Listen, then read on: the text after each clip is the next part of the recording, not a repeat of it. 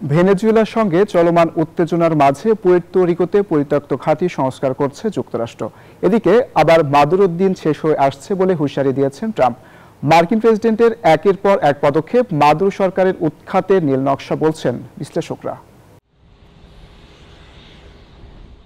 দিন দিন আরও উত্তপ্ত হয়ে উঠছে যুক্তরাষ্ট্র ভেনেজুয়েলার মাঝে চলমান সংকট। লাতিন আমেরিকা অভিমুখে রণতরী মোতায়েনের পর এবার ট্রাম্প প্রশাসনের আরও এক পদক্ষেপ দেশটিতে হামলার ঝুঁকি বাড়িয়ে দিয়েছে। এরই মধ্যে ভেনেজুয়েলার কাছাকাছি পুয়ের্তো রিকোতে একটি পরিত্যক্ত ঘাঁটি সংস্কার করছে যুক্তরাষ্ট্র। স্যাটেলাইটে ধারণ করা ছবিতে এই সংস্কার কাজ ধরা পড়েছে বলে জানায় রয়টার্স। রুজভেল্ট রোডস নৌঘাঁটিতে 17 সেপ্টেম্বর থেকে সংস্কার কার্যক্রম শুরু হয়েছে।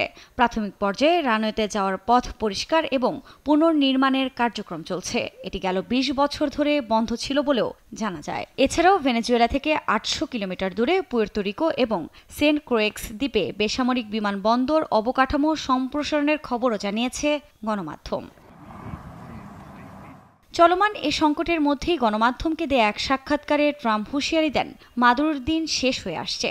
যদিও ভেনেজুয়েলার সঙ্গে যুদ্ধের শঙ্কাকে উড়িয়ে দিয়েছেন তিনি। তবে বিশ্লেষকরা বলছেন যুদ্ধে না জড়ালেও সরকার উৎখাতে খুব শিগগিরই ভেনেজুয়েলায় হামলার পরিকল্পনাই করছে ট্রাম্প প্রশাসন। আফরিন মৌ, নিউজ 24।